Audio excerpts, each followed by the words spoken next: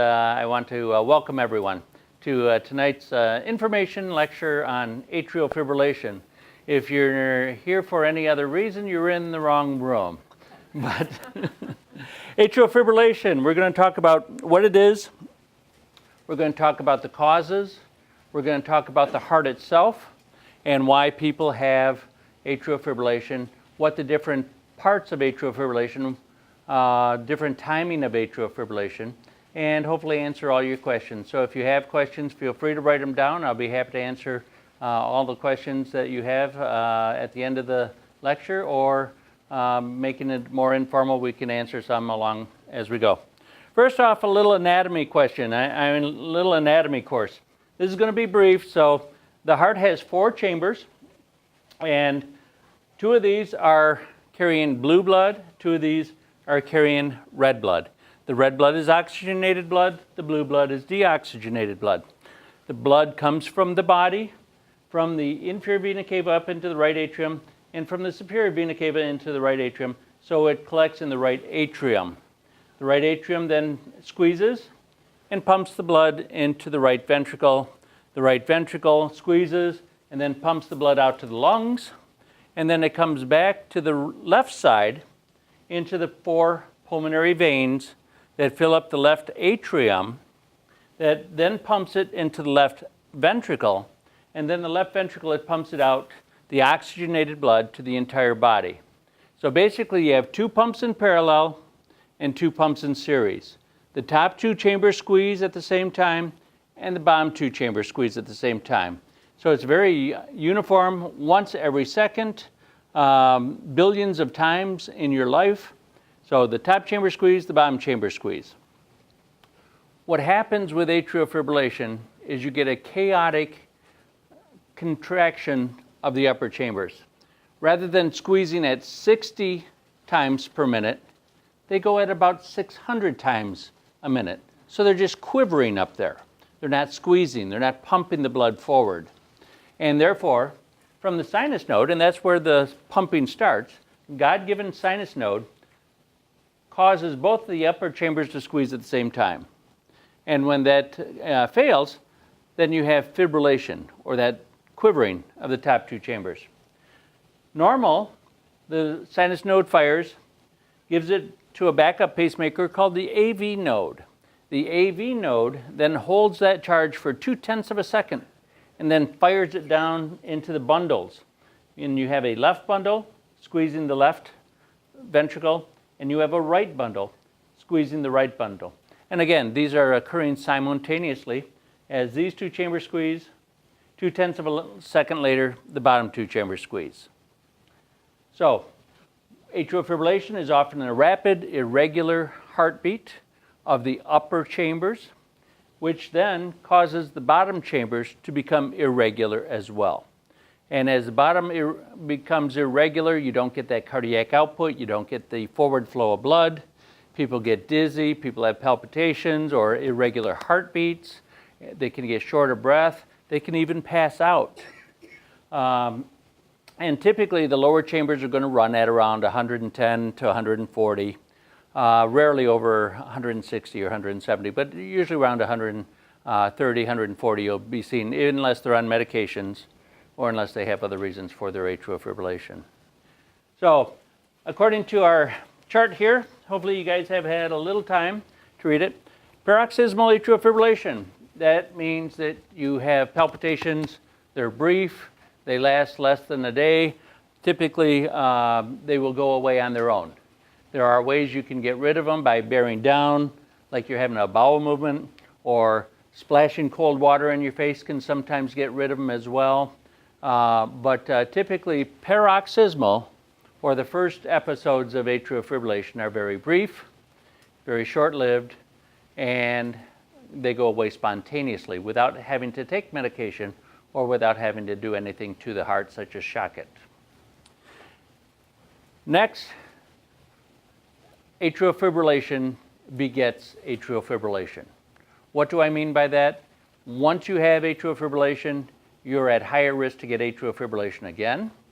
And the more you get it, the more likely you're going to have it again. So it gets worse and worse and worse with time. until it becomes chronic atrial fibrillation. But persistent atrial fibrillation is one that lasts more than a week. You'll need to change it somehow. You'll either need to shock the person back into a normal rhythm or give medication to get them back into a normal rhythm. You don't want to do that without first making sure that they're on blood thinners, because there is a risk of what we call thromboembolism or blood clots. And typically when you have blood clots from atrial fibrillation, if it's in the left atrium, 80 to 90% of the time it'll go to the brain and cause a stroke. And that's the big problem with atrial fibrillation, is that it does increase your risk of strokes. So persistent atrial fibrillation lasts more than a week, or you've gone to the doctor and he has to shock you out of it, or he has to give you medication to get you out of it. Permanent atrial fibrillation. That is when you have had it chronically. You have not had any way to get you out of it. The shocking has worked for a day, but then you went back into it, or the shocking didn't work at all to try and get you out of the atrial fibrillation, or the medication did not work. And a lot of people don't want their heart shocked. I mean, a lot of people, are afraid to have, electrical currents run through their body. I mean, I touched a hot wire fence when I was a young kid. I don't want to touch it again. I understand.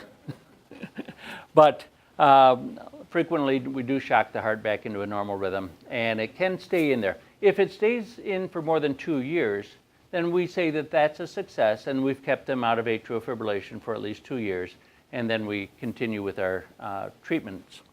If it doesn't last 2 years, then we start looking at other avenues or other treatment plans, and we'll talk about those in a moment. Of course, this does not pertain to the other causes that are reversible causes of atrial fibrillation, such as thyroid problems. A very high thyroid storm, or during surgery, you can, especially thyroid surgery, you can have people have atrial fibrillation. After open heart surgery, about 10% of the people will go into atrial fibrillation just from the doctors manipulating the heart during the time of surgery. They'll go into atrial fibrillation afterwards, but typically that's short-lived. Electrolyte imbalance. If your potassium's way off or your magnesium's way off, sometimes that'll put you into atrial fibrillation. And by reversing that, then your atrial fibrillation goes away and you never have it again. Or obviously, people found on the street that have had a few too many bottles, and we'll go into that acute and chronic ethanol intoxication, or drinking too much. So about the heart itself, what is the pathophysiology, or what is the causes? Where does this start? And again, I pointed out over here the pulmonary veins. There are 4 pulmonary veins that come from the lungs, oxygenated blood, into the left atrium. 2 from the right lung, 2 from the left lung, and they come into the right atrium. These, we have found, are the areas where little wavelets, little extra beats start, and then they go through the entire atrium in combating the normal sinus node. So they start with little waves around here and here that if those take over, then the sinus node can't keep up, or it can't compete, and the little fibrillatory waves, which go at about 600 beats a minute, will take over, and this entire thing, even though this is firing, the whole thing is fibrillating, or squeezing, quivering rather than squeezing. So multiple wavelets, or small little wave fronts, come out of the pulmonary arteries into the left atrium. The God-given pacemaker is in the right atrium.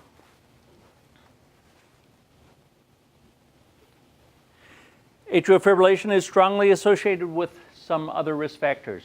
In other words, some people, the older we get, the more likely we're going to have atrial fibrillation. Hemodynamic stress, such as mitral stenosis or tricuspid valve stenosis, mitral regurgitation or tricuspid valve regurgitation.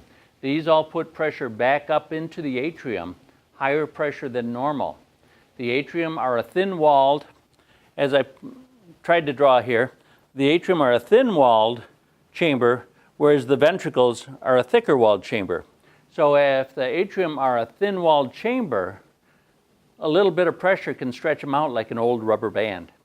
And as they stretch out, then the likelihood of them fibrillating is higher.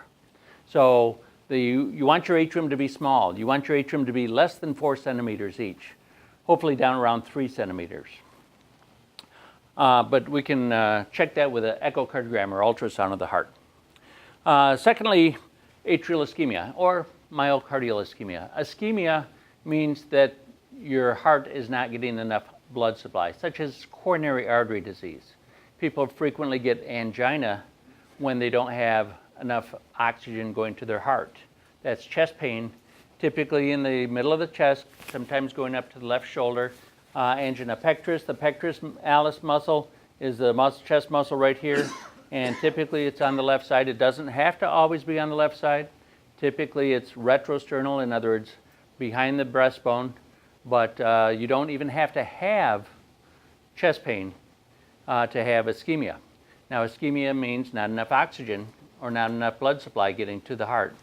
If the atrium become ischemic, then they're more likely to go into fibrillation. So that will increase your risk of fibrillation. So coronary artery disease by itself can cause atrial fibrillation. Inflammation.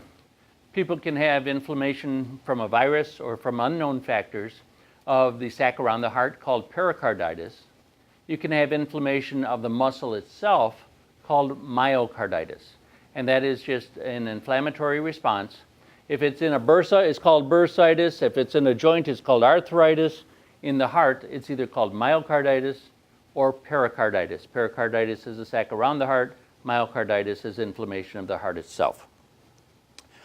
What else can cause it? The lungs. The lungs in the heart. The lungs surround the heart. And the lungs in the heart play an important role hemodynamically together.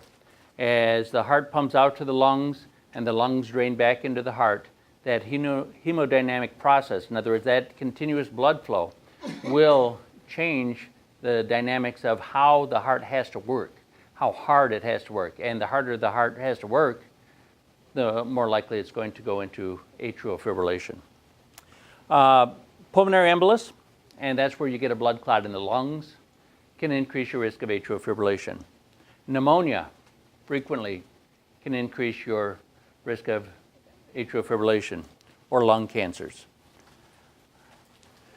Next one we talked about a little bit, alcohol and drug use. Cocaine is pretty classic for having young kids go into atrial fibrillation, and they certainly come in with all kinds of chaotic rhythms, not just atrial fibrillation, but even worse fibrillations such as the heart ventricles, and those are the big pumping chambers, and that can cause sudden death. And that happens frequently in cocaine use. Chronic alcohol use also does the same thing. It increases your risk of atrial fibrillation and can increase your risk of a cardiomyopathy and sudden death from ventricular fibrillation as well. Hyperthyroidism or other endocrine orders, diabetes mellitus. A lot of people have diabetes here in the United States. We also have a high incidence of atrial fibrillation, so they are correlated. Pheochromocytoma, that's a small little tumor, usually in the gut. It's only about a half a centimeter, which is about a quarter of an inch, or smaller, eighth of an inch. And it sits in the gut and it produces endocrine outlets. So it causes epinephrine or some of the other excitability things, the fight or flight adrenaline hormone, and it'll just secrete it automatically. It's not supposed to. It's not supposed to be there. It's a tumor. But sometimes people, it's rare though. So no one in this room probably has one. Maybe a few people have heard of one. So it is very rare. But hyperthyroidism is quite common and diabetes is quite common. So you do have to be aware of those. Neurological disorders. TIAs or strokes can increase your risk of atrial fibrillation, but also sleep apnea, hypoventilation syndrome. People like me with the big bellies and the thick necks, they and don't breathe for a while, then yeah, that increases because that causes hypoxia. That decreases the oxygen going to the heart, so that causes the ischemia that we talked about, and that increases your risk of atrial fibrillation. And of course, congenital heart disease. People are born misaligned, and even after the surgeon tries to put them back together every way they can, those people with congenital heart disease are going to be at increased risk for atrial fibrillation. And advancing age. No one in here, mind you, but advancing, advancing age is a strong independent factor of who's going to have atrial fibrillation. The older you get, the more likely you're going to have atrial fibrillation. So what are the common causes of atrial fibrillation? Basically, the four that you really have to worry about is high blood pressure, coronary artery disease or heart disease, hyperthyroidism, and excessive alcohol. So some of these you can change, some of these you need medical or surgical treatment for, but these are the big four that cause atrial fibrillation. So how does the doctor find out that you have atrial fibrillation? The doctor in the emergency room will do a history and physical, initial evaluation to determine whether or not you're stable. If you are not stable, if your heart is going so fast that you don't have much of a blood pressure, you can't respond to the emergency room doctor, you can't think, you're barely breathing, he's going to shock your heart and he's going to bring you back into a normal rhythm. Up to 90% of the atrial fibrillations may not cause symptoms, but some are very severe and do need emergent treatment. But what are some of the symptoms that people get? The doctor will ask you, do you have palpitations? Do you have shortness of breath? Do you have dizziness or fatigue? Do you have chest pains? And do you have swelling of your ankles, increasing in your jugular veins here in the neck? Can you not take a deep breath because your lungs are full of fluid? So he'll be asking those. And what are the other precipitating factors? Like we talked about already, previous history of heart disease, previous history of atrial fibrillation. Any questions so far? Okay. Then the doctor goes in and examines the patient, assuming that they are stable. Then we check the heart rate, check the respiratory rate, and we do all the things, typically in the emergency room in the beginning, and then the cardiologist will do the same thing over again. And basically try and figure out, is rate control or cardioversion or treatment immediately for atrial fibrillation needed, or can we just start with medications to help the person with atrial fibrillation? Typically, as I said, the heart rate is between 110 and 140 beats per minute. Normal is between 60 and 100 at rest. So if this person's at rest and his heart rate's coming in at 130, they're not feeling good. They're having the irregular heartbeat, and they might be a little sweaty. They might be short of breath. So we do have to evaluate them that. And then obviously it gives us what the future is going to hold. Is this guy going to go downhill fast? Is he going to need something, or this gal not going to do well through the night? And you have to know that from the emergency room up to the intensive care unit or floor, wherever you happen to go. Nowadays, sometimes people do go right home from the emergency room with atrial fibrillation. And if their heart rate is controlled and they're put on blood thinners, then that's all right to go home right from the emergency room in atrial fibrillation. And that is now our current treatment for just lone atrial fibrillation or atrial fibrillation that doesn't cause any other sequelae or problems. So the diagnosis of atrial fibrillation is also done by an EKG, and doctors read EKGs all the time.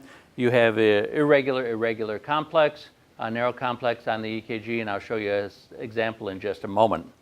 There are no P waves. The QRS pattern, again, starting with my diagram here, this sinus node and the contraction of both the atrium form a P wave.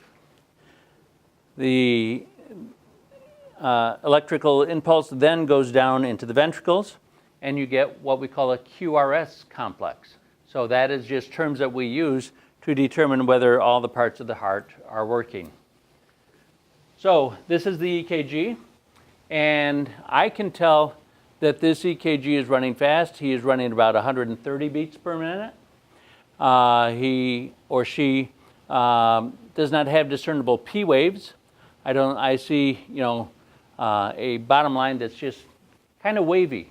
And that's the bottom line right here are those P waves are going at 600. If you actually had calipers or measuring tools for EKG, you could measure them out at about 600 beats per minute. And the top, the QRSs, the spikes, are going at about 130 beats per minute. And this person has atrial fibrillation. What else is the doctor going to do? He's going to do some lab work. He's going to check for infection. He's going to check for anemia. He's going to check for thyroid functions. He's going to check for coronary artery disease. You might get a troponin, which is a check to see if you're having a heart attack. And that'll all be done in the emergency room. An ultrasound is frequently done, whether it's done in the emergency room or up on the floor.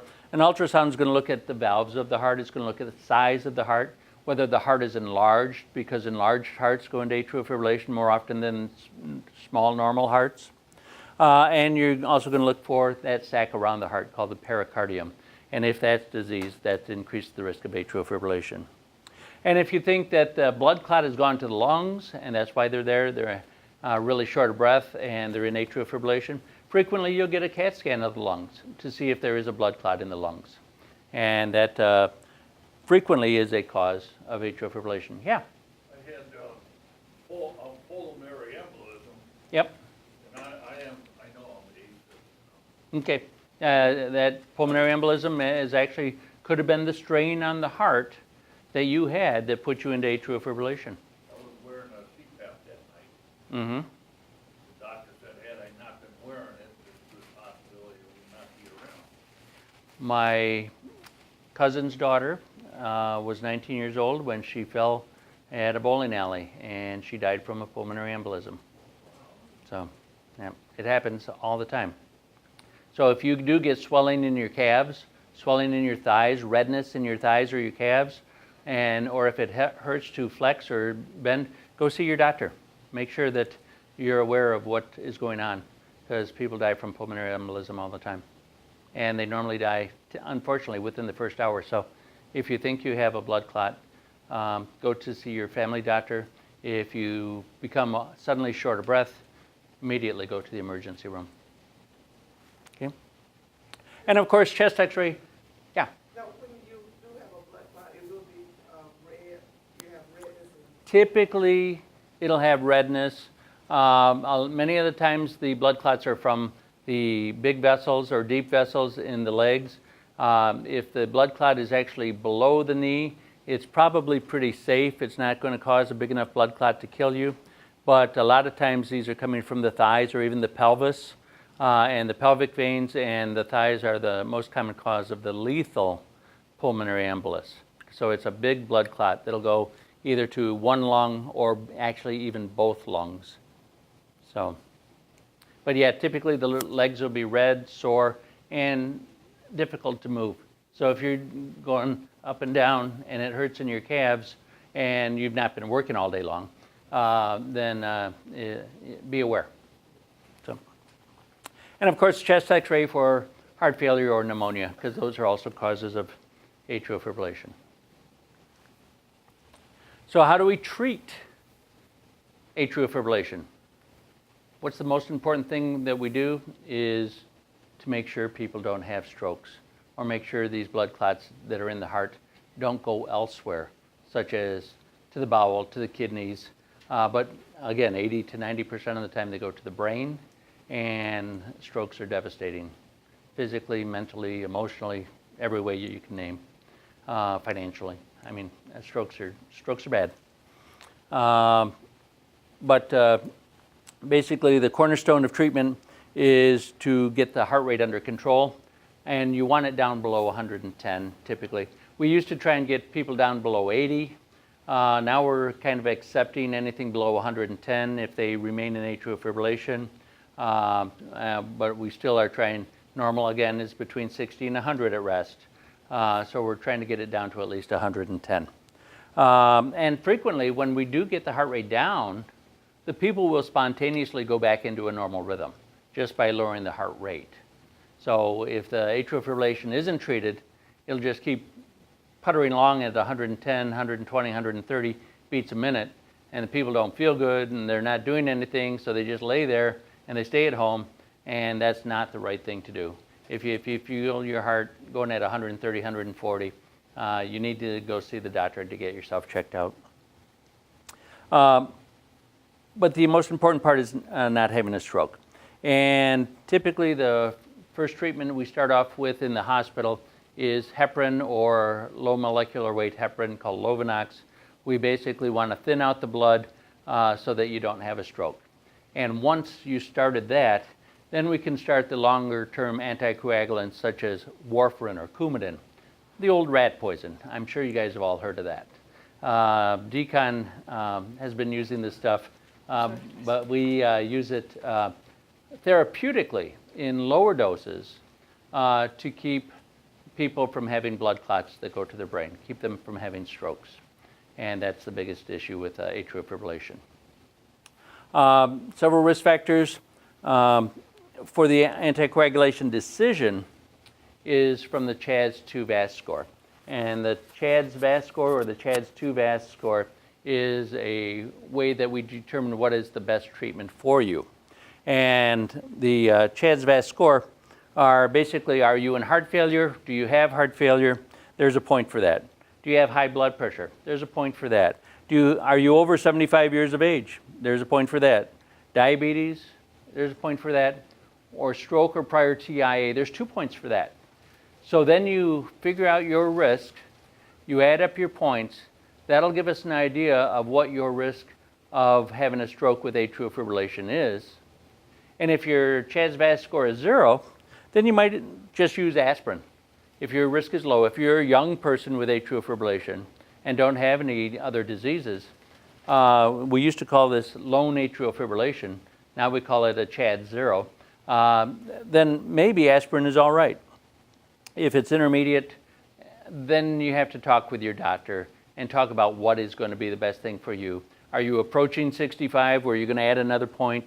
And we'll go into the CHADS-2 VAS-2 score, which is a better way to determine what the risk of a stroke is in just a moment. High CHADS risk score, people should be on anticoagulation, whether it's warfarin, Coumadin, or one of the newer agents. And there's 4 newer agents, such as the brand names are Eliquis, Pradaxa, Xarelto, and Savesa. So there are 4 new ones out there on the market that are competing for the warfarin market. They have good benefits and bad benefits depending a lot on your insurance. So the American College of Cardiology and the American Heart Association have actually deemed a better calculator. It's called the CHADS-2 VAS-2 score. And what they add up is very similar things. Congestive heart failure, hypertension, diabetes, vascular disease, including plaquing of the aorta, if you've had an ultrasound of your aorta, or carotid ultrasound and you have plaquing in the carotids, we know that you're at risk. Then 65 to 74 years of age is 1 point, but if you're over 75, you get 2 points. So the scoring difference, scoring is a little different, and you get a total of 9 points on this potentially. And the evidence indicates that aspirin probably is not as good as we thought it was back when we just had the CHADS score. Aspirin is good for prevention of heart attacks. And don't let anyone dissuade you if you're trying to prevent a heart attack. Aspirin is good to prevent heart attacks, but the arteries of the neck are bigger vessels. The heart causing atrial fibrillation causing a stroke is a different kind of animal. It's not like the coronary artery disease and the platelets in the coronary arteries that cause a heart attack. So we're really treating the same disease, different parts of the body, but also different size vessels. So aspirin may be helpful for heart disease, but maybe not atrial fibrillation and stroke. So frequently we use the anticoagulants that I just mentioned, the 4 new ones, or warfarin. And warfarin is still the old standby. RF catheter ablation or radiofrequency catheter ablation, they actually have a pacemaker wire that goes up through your arm or up through your leg, up to the area of the heart, going back out to these pulmonary veins. They go up into your right atrium, over into your left atrium. They find these 4 different veins and zap them. It's not as strong as a microwave. It's a radio frequency wave. It's the same wave coming out of the radio towers that are around us all the time. You cannot put your transistor radio up to your chest and do any good. But it is the same idea because they bring those radio frequency waves right up close to the pulmonary veins, and they burn little areas to convince the heart not to give those little wavelets, those little starters of the atrial fibrillation. Management of rate control. Typically we use beta blockers, calcium channel blockers. We use digoxin still, especially in people that are sedentary, aren't mobile. Digoxin doesn't, digitalis, digoxin, or foxglove, I don't know what you've heard in the past, but it does still slow down the heart, but if you're active, it's not going to be very good at slowing down the heart. Your heart's going to speed up very rapid. Beta blockers and calcium channel blockers are normally the first-line agents for trying to control heart rate. And different beta blockers and different calcium channel blockers will control that heart rate better or worse. But talk to your doctor about which one is best for you, because any of the medications that the doctors prescribe are going to have potential side effects, and some of these do as well. In patients with inadequate ventricular rate control, no matter how much medication, if they're on a calcium channel blocker, they're on DIG, they're on a beta blocker, they're doing everything and your heart rate's still 140, 150, then sometimes we send you back to that electrician, and he goes up and not only looks at the heart again, but he'll come back and zap that AV node. So that AV node doesn't collect any information from the atrium anymore. And then he'll have to put a pacemaker in. But that's sometimes better than having a heart rate of 140, 150 that you can't control. That's rare, but we do have options. Here in medicine, you always have to have the best option possible or best treatment plan, because there are people that are outside the normal. Most people will just get medicine. Some people need more intense therapy. Anticoagulation, again, the cornerstone of treatment for atrial fibrillation to prevent strokes. And this is, when I say strokes, the thromboembolism means a blood clot going anywhere in the body. Again, most of the time and most deleterious area is the head or the brain, and that's the one that we want to try and prevent the most. The risk of thromboembolism or blood clots going to the brain increases, especially if you've been in it for more than 48 hours. So if you've been in it for more than 48 hours, you really want to be on anticoagulation prior to any attempts to cardiovert or get you back into a normal rhythm. Because even if you go back into a normal rhythm on your own, you can still throw little blood clots if you don't have blood thinners on board. So that's the reason a lot of people are put on the newer anticoagulants, or that's why we put people in the hospital in order to prevent blood clots going to the brain. You can start warfarin at the same time you're starting the heparin, and the goal for warfarin is a INR or an international ratio of 2.0 to 3.0. For other treatments, for valves, et cetera, it's 2.5 to 3.5. But if you have a valve and atrial fibrillation, you go with the higher treatment dose, treating the valve first rather than the atrial fibrillation. But it is the same medication. Just with atrial fibrillation, we don't want the bleeding risk as high, and we want that a little lower. So this is what the doctor has to go through in his brain. I know this slide's a little busy, but this is what the doctor has to go through in his brain every time someone comes in with a new diagnosis of atrial fibrillation. Is he stable? Which way do you go? Do you shock him? Do you not shock him? Do you anticoagulate him for 3 to 4 weeks before you decide to treat him? Or is he not a candidate for anticoagulation? Do you go through the warfarin cycle? Do you do a TEE, which is a small tube about the size of my little finger? You put it down the esophagus, you look at the heart real close, and if there's no blood clots in the heart, then you can shock that person right away and get them out of the atrial fibrillation. That's an alternative. So this is going through the doctor's mind every time that he sees a new onset of atrial fibrillation. So if you don't always get the same pattern as your neighbor, you might not have the same disease. You may have the same disease, but not the same presentation. So don't be discouraged that you're not having the same thing done to you that your neighbor had when they went into atrial fibrillation. So, long-term management, of course, reducing the risk of stroke and weighing the risk of bleeding. The higher risk you are for stroke from atrial fibrillation, typically the higher risk you are from bleeding from the anticoagulation. The Has Bled study, which is an excellent study that shows people with high risk of blood clots also have high risk of bleeding. Typically, they're more elderly. Typically, they have other problems. And typically, it's a balancing act. And that's what, a lot of what medicine is a balancing act of, can we make the person better without making them sick or worse? So, younger patients, a lot of times we try and keep them into a normal sinus rhythm so they can be active, so they can run, so they can be, out on the playing field. In the older people with already canes and sticks and they already have walkers, they're not going to be as active. Sometimes we just go for rate control and anticoagulation. In both of them, we want anticoagulation, though. And anticoagulation, again, is to reduce the risk of thromboembolism. And we've talked about the INR of being between 2.0 and 3.0. The biggest problem with all the anticoagulation is bleeding. And this is why you see so many lawyers on the TV saying this is bad drug A, this is bad drug B, this is bad drug C. Because the more you use anticoagulation, the bigger the bleeding risk is. The higher your risk for a stroke is, the higher your risk for a bleed is. So no drug is perfect. People are going to have bleeds with these drugs. So be aware.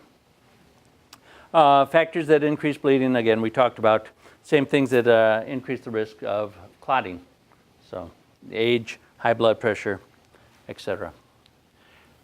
The newer ones, and these are the 4 new anticoagulants called novel anticoagulants, NOACs, NOAC, new oral anticoagulants, or now it's called DOACs because they've been around for a while. So it's not new anymore. They're calling them oral anticoagulants, and they can be used as an alternative to warfarin. And they're rapid acting, they act immediately, and the unfortunate part is warfarin does have an antidote, although it's difficult to get and quite long-term to get it in a lot of pharmacies or into the hospital, even in motor vehicle accident cases where you need to reverse the Coumadin right away. The newer anticoagulants, only one of them has a reversal agent, and it's available. The others do not. However, their half-life, in other words, the time of activity in the body, is shorter. So if you can just keep the person alive for 4 hours, a lot of times the anticoagulant's already out of the body and you're back down to normal. So it's not a perfect drug. None of them are. The other thing is you have to be careful with kidney problems in some of these newer drugs. They are excreted out of the body through the kidneys. So in people with kidney failure, you do have to reduce the dose.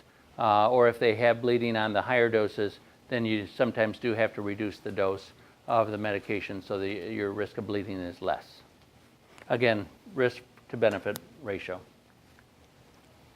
Rate control, again, AV nodal blocking agents. We talked about the beta blockers, the calcium channel blockers, digoxin. We used to try to get them down below 80 at rest. Now we're trying to get them down below 110 at rest, and basically symptom-free. We want people to feel good. Rhythm control, again, frequently in the younger persons with atrial fibrillation. Now, atrial fibrillation can happen at any age. One of my roommates in medical school went into atrial fibrillation. He was a swimmer and a diver, and he held his breath underwater a lot. He developed atrial fibrillation. I've seen it in all age groups, 20 and up. I've actually seen it in younger kids, but they normally have congenital heart disease or they're stitched back wrong when they had their hearts fixed. So, dodronone is similar to what we call amiodarone. I don't know if you guys have heard the rhythm or the rhythm control medications. Every rhythm control medication can have a pro-arrhythmic effect, so you and your doctor have to really talk about using any medication, and specifically the medication for you, depending on your heart size, your heart strength, the size of the atrium, what is going to be the best one for you. Are you in heart failure or are you not in heart failure? Flecainide and dodronone is one of the relatively newer ones. Flecainide's an older one. Those are used principally to keep people out of atrial fibrillation. Again, typically the younger person that is still active in sports. Dodronone should not be used in people with heart failure. Flecainide should not be used in people with abnormal hearts. So that's why you and your doctor and an echocardiogram have to be done in order for you to get the right medication for you. And then catheter ablation. That's my friend Dr. Berry, or we have a couple down in South Bend as well, where they go up with a pacemaker wire. They go up into the area of the heart. They find those pulmonary veins. They do that zapping that they do, and they fix the problem with the atrial fibrillation. It frequently is a permanent fix. Is it always a permanent fix? No. Sometimes about 5% of it, people will grow back the area that they zapped. So the zapping is just like a scar, and sometimes you get growth back of the little wavelets, and you can have more atrial fibrillation even after an ablation. So even though you've had an ablation, it's usually a cure, but not always. Catheter ablation needs to have anticoagulation for 1 to 3 months afterwards, so you cannot do catheter ablation if you're having a contraindication to Coumadin or warfarin or one of the anticoagulants. So, okay. So that really concludes the causes of atrial fibrillation, the reasons we get it, how to treat it, how do we diagnose it, and how do we manage it long term.